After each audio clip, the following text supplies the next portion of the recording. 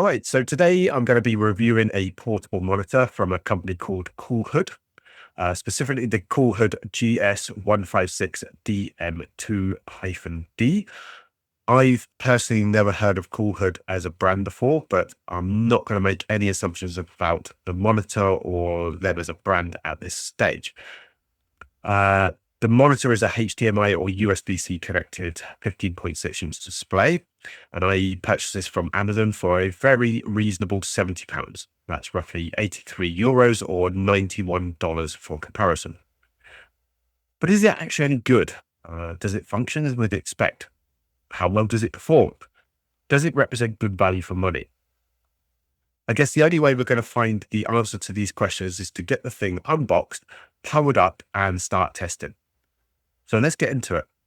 All right, so here it is, the Coolhood 15.6-inch portable monitor. Initial thoughts on the packaging: it's pretty basic, nothing particularly flashy, but seems to be perfectly functional. If we look at the design, well, very generic. There's no sign of the manufacturer anywhere on the box. Something that seems to be fairly typical of mass-produced products coming out of China. You know, they're being rebranded by hundreds, if not thousands, of different distributors globally. So it just wouldn't make sense to uniquely brand them all individually. All right, if we turn the box over, we do have a few more details, not a lot, but some. We have the model designation number of GS156DM2-D. We can see that, yes, it is the 15.6-inch screen, full HD resolution of 1920 by 1080. And we see that it has three ports for the input interface, one of them being a HDMI mini. I do hope there is a cable in the box for this, because I'm not sure that I have a mini HDMI cable, and two Type-Cs. Now, I will come back to these Type-Cs a bit later in the video, mainly because I believe one, if not both of them, are fully functioning Type-Cs, which means that the cable can take the signal for the actual display and to power the display down the single cable. So I quite like the idea of that. Looking at the box, we can see that there is a small scuff, but I don't think it's anything significant, and really can't see it having any adverse effect on the contents. All right, if we look on the long edge, we can see that there is a label where we do see a reference to Coolhood, but only on the sticker. And as expected, it does confirm that the country of manufacturer is indeed China. If we look on the opposite edge, we can see there is another sticker. This is just one of those ceiling stickers, just so we can see that the box hasn't been opened, and in this instance, it still is intact. All right, so next thing we can really do is open it up. Let me go and get some scissors or a knife, and we'll get this seal broken, and we'll have a look at the contents inside. All right, I've got myself a knife, so let's get this thing open. Okay, we'll break this seal.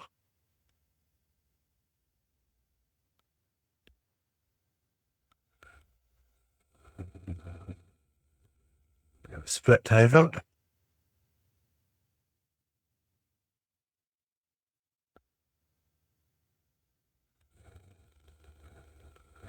Okay, so yeah, it's got some protection over the top, which is nice to see. We have a USB-C cable, just a pretty basic one. It doesn't look fairly thick, so I'm not overly confident in that one. An instruction manual. Now, I bought this off Amazon UK, so we have a UK side power plug.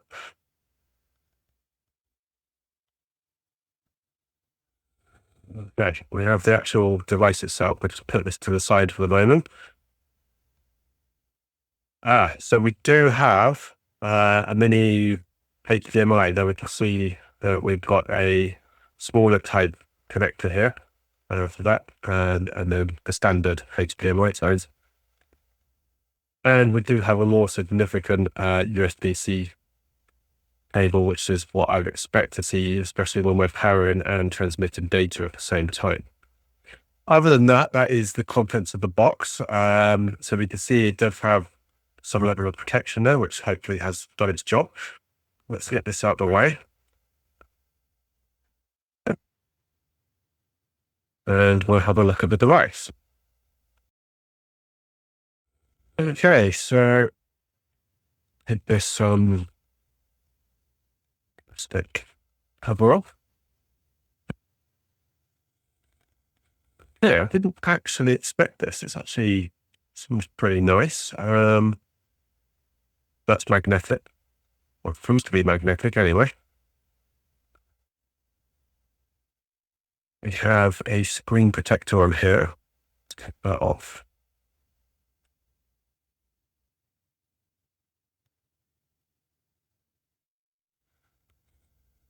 Okay. So that's held on with a couple of bits of tape here. Just looking on the back, we can see it does have integrated speakers. We've got again, just confirmation of the details on this sticker, just confirming the same things, 15.6-inch screen and the model number. We'll take this protective cover off because it's a little bit opaque, so we can't leave that on there.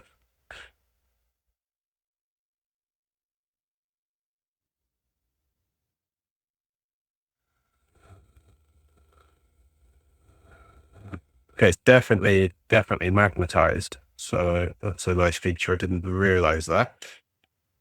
Okay. Actually looks pretty good. I kind of like the fact that it doesn't have a lot of branding on it. It does have some rubber feet here. I assume that is to help it stop slipping when you have it propped up.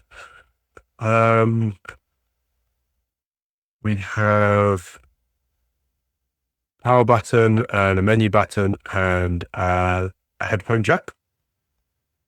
On this side, we have the mini HDMI and the two Type-C ports. Now we can see that this one is definitely saying that it's got the DC 5 volt, so it's for power.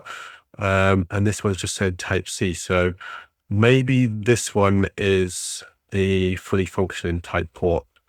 We will have a look in the instructions and see what that says. So initially, actually, quite impressed with the design. It actually feels quite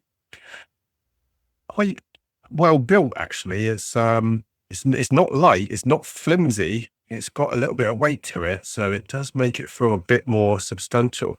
For setup, I'm assuming you just fold this up somehow. Not entirely sure what the method for that is. I think we end up on looking the instruction manual. Certainly not that way.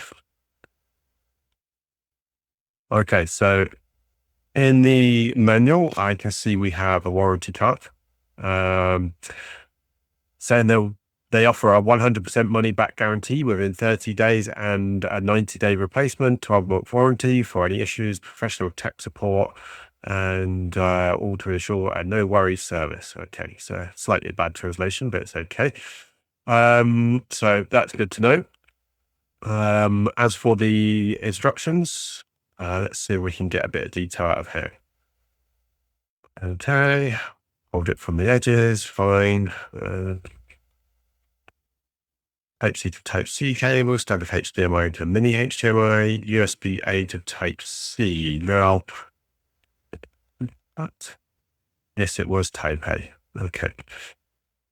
So as for the 5.3 amp adapter, we have this one, which, as I said before, is the UK version. So some of you might not be familiar with that, but that is a UK plug. So we can get this on camera. We fold this one in. That becomes the support. We place this just in front. And that is how you support the monitor. So yes, it's okay. It's stable enough. Certainly as a travel monitor. It would have been nice to have the option for some kick feet on here, but there are none. Perhaps you might want to use it without the case, but looking at this, the only option is with the case. I take it off the case for now. We can see there's no option for VESA mount or anything else. Not that we would really want a VESA mount on this type of monitor, but at least it would have been an option. Yeah, literally no other way to mount this other than using the case. Okay, so that's a little bit of a con, I guess. Although if you're purely using this as a portable monitor, then I guess it makes a lot more sense to be that way. Okay. Um, so initially, I like it. Would have been nice to have the kick-out stand, but I can make do without that. That's not a big problem. Okay, so looking at the cables, as we said before, we have the HDMI to HDMI mini, and we have thicker of the USB-C cables here. So these are going to be the ones that we'll be using for testing this device right now. I'll put this one to the side.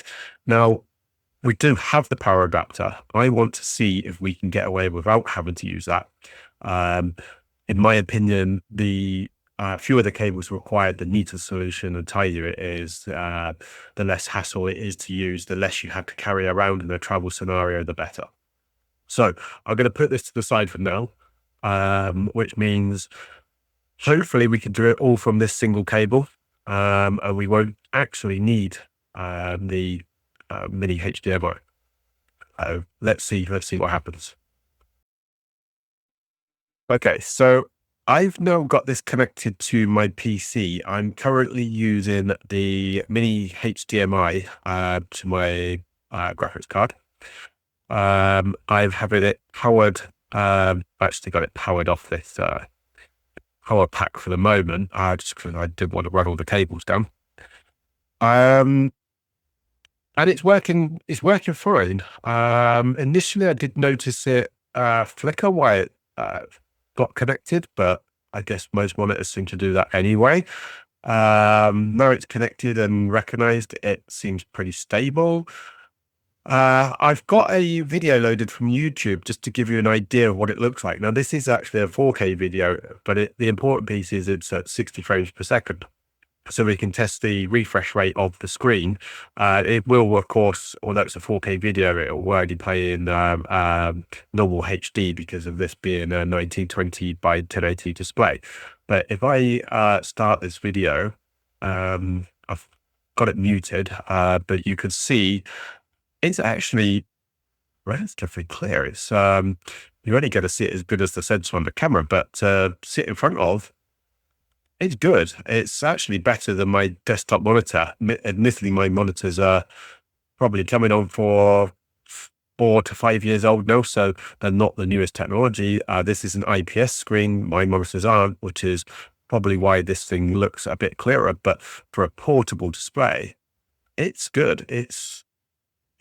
I would recommend it based on this display already. What you may also remember is that this has integrated speakers. Would I use them all the time? No, I think in a mobile scenario, you're generally going to be using headphones. So the speakers wouldn't be the breaking point if they weren't that good, but they're pretty reasonable for a cheap device. I would say they're actually okay. So yeah, I think I will be using this. My primary use case is going to be for on my gaming system. I'm going to have it to the side, and this will be where I keep my Discord screen, so I can keep my real estate free on my dual monitor setup for gaming. So that's the primary reason why I bought it. However, I will also use this for using with a laptop, just as a secondary display. I think that's going to be a really good option for that. But I think I will also use it for travel purposes to connect to the Nintendo Switch. So the same thing will apply on the Nintendo. Now, out of the Nintendo, you could actually do a direct connection into the upper USB-C port, and the Nintendo will output the display and will also provide power back to the monitor. However, at that point, you will no longer be charging the Nintendo. So the power consumption is going to be much higher in handheld mode with this connected and drawing power from your Nintendo. So your game time will be kind of limited. If you're going to use it with the dock does not support a fully functioning USB-C output. So you would have to use the HDMI cable when you have the Nintendo Switch docked.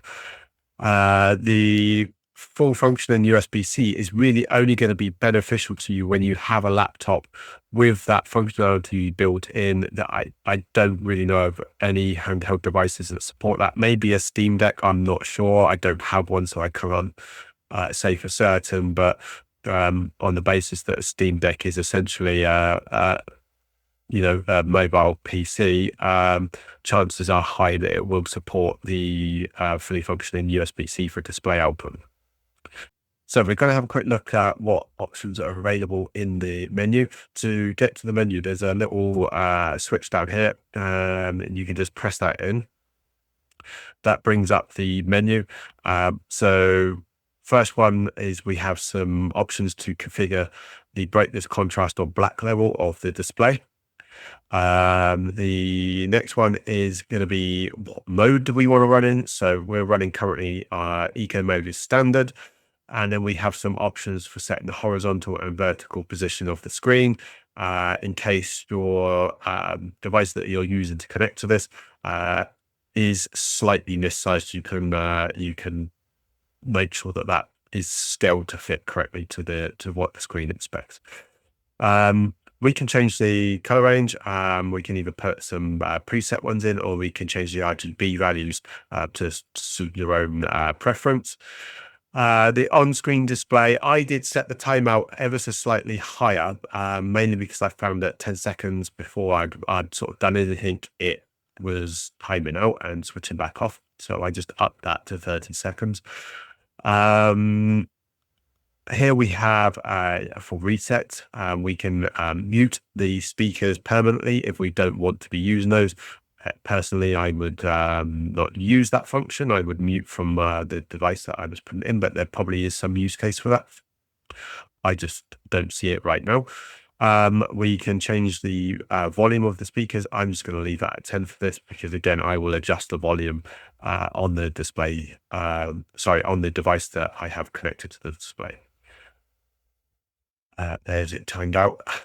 So if we look back where we were, last one on this is source. So we can change the source here. You also have a source button here. So there's a small source button above the menu button, and you can click on that. And if you happen to have your HDMI and a USB source plugged in at the same time, you can then switch between the two sources as you wish.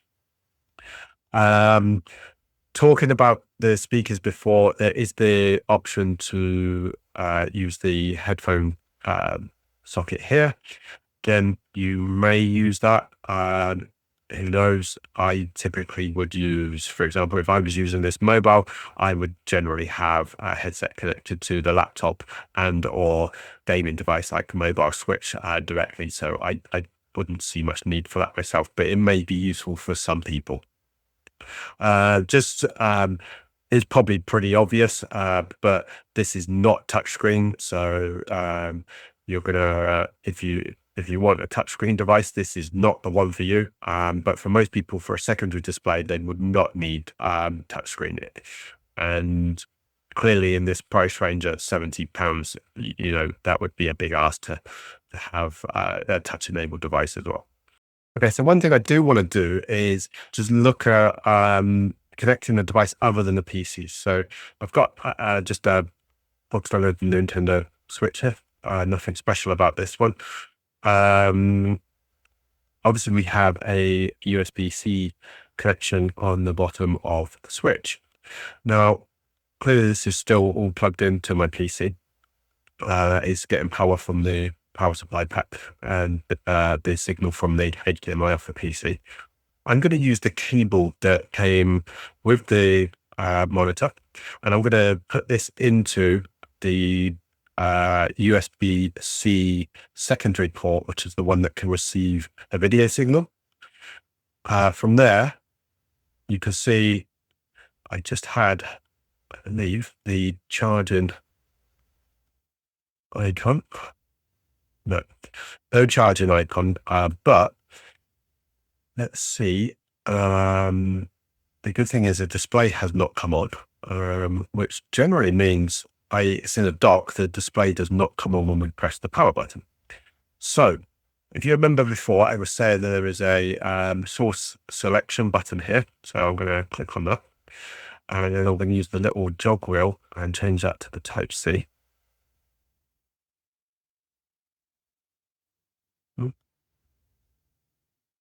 Type C, press it into confirm. And now we have a switch. The switch is charging. We have a display. And so we have the Joy-Con connected.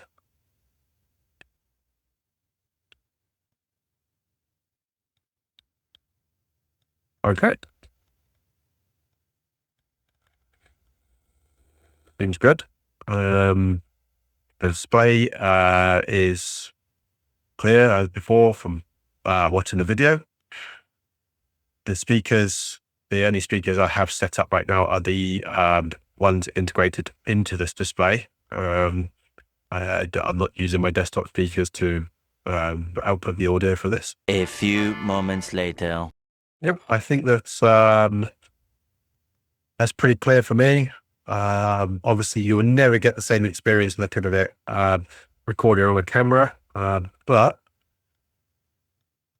that would be a very playable screen to work with, especially in a travel scenario. So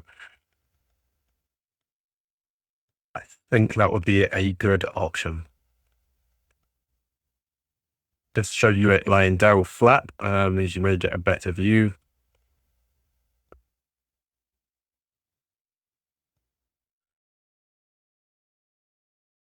We're still connected to the Nintendo.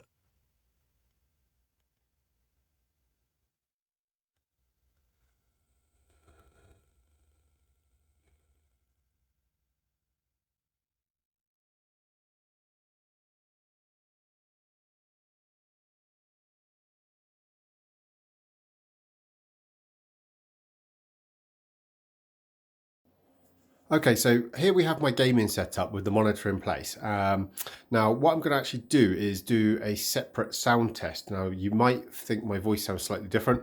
I am actually recording directly off the mobile phone rather than through the microphone that I use for recording normally. Now, the reason I'm doing that is the microphone that I normally use has the NVIDIA noise suppression for removing background noise built in. Now, what I realized that's done is when I've been playing the audio on the integrated speakers for this monitor, it's actually been doing such a good job that you just literally can't hear what was being played through the speakers. So what I'm going to do in this video, or this part of the video, is to play just a royalty-free clip from YouTube's stock library. I'll play that on the integrated speakers for the monitor first, and then I'll play the same clip back through the PC speakers, which is this little soundbar that you can see behind them. Now, obviously, the soundbar is going to be louder just because it's bigger than the small little speakers that are in here. But what it will do is help you draw a comparison between the sound levels, how tinny, how much sort of bass you can get in there. So at least it's a comparison. Now, I actually think the speakers aren't too bad. I'll see how it comes out on this video, and you can make your own judgment from that, I hope. So let's give it a go and see what happens.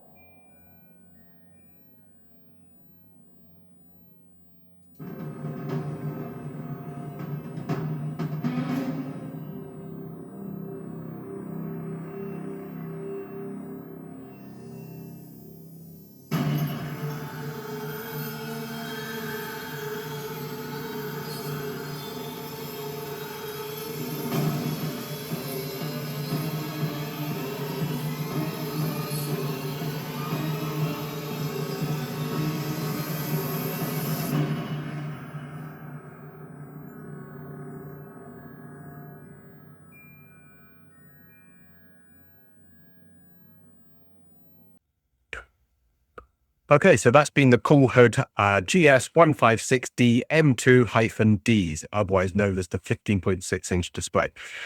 So, was it worth it? My verdict, I'm going to say mostly yes, with a caveat of it depends. So if you want a cheap portable display, then this one certainly ticks the boxes. It feels well built. It has a crystal clear IPS screen. It can connect over HDMI or USB. It has integrated speakers. It's got a nice sort of magnetic travel case. Generally, it feels like a pretty well built product. So yeah, I like it. I think it would be a great option to keep in the laptop bag as a second screen. I would say just make sure your device that you're connecting it to has a USB Type C version 3.1 or higher connection port, otherwise USB-C Thunderbolt, because you're going to need that to make sure that the cable or the port can output as a display port. If it doesn't, then you will have to still use the HDMI cable. Now, for me, as a travel monitor, I'd prefer it to have just a single cable. This isn't a limitation of the device, it's more a limitation of what you're trying to use to connect to the device. Now, that all being said, I can also see this being used as a portable gaming monitor in certain scenarios. Now, if you're looking for a gaming monitor that has a higher than 60 hertz refresh rate, then this is probably going to be a deal breaker. But that's only in those scenarios when you're trying to push higher FPS rates in your games. For most people, especially in a portable scenario, it's going to be perfectly adequate. And for those people that are pushing higher FPS, generally they're going to have a gaming laptop and they can play on the gaming laptop screen and use this as additional real estate. Now, I will be using this as a monitor on my gaming PC, but I will be using it in that scenario of to free up desktop real estate when I'm gaming. So I will have it used primarily as a third display for Discord. So I will have display one for gaming, display two for other applications that I like to keep open. And this third monitor will be for, as I said, for the Discord. Now, the only real negative for me is the lack of a kickstand. The lack of the kickstand therefore means there's a reliance on the case to support the monitor.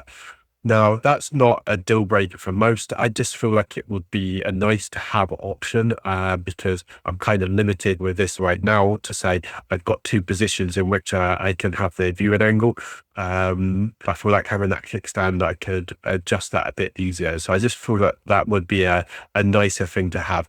Also, when I've been using this as a travel device and let's say the case gets a bit tatty, I don't necessarily want a tatty case sitting on my desktop when I'm using it in its more permanent location on my desk. So again, I think the kickstand would get around that issue. Okay. So that's my thoughts on it, but let me know what your thoughts are. Do you think this is something that you would buy? Is it worth the money? Why not drop a comment below? Let me know what you think. Have you got any other questions that you want to know about the device? Maybe I can answer those for you. Just let me know, and I'll try and get back to you as quick as I can if you do put a comment on. Just so you know, I will be doing a review on my next video of this device, which is the Tartarus V2 from Razer. I'm going to be using this for gaming on both PC and PS5. So I will try and cover how that works on both devices, what the pros and cons are for using it on both devices. And yep, we'll do that in the next video. And of course, I will try and put a link somewhere up here for you. Okay, thanks very much for watching and maybe catch you on the next one.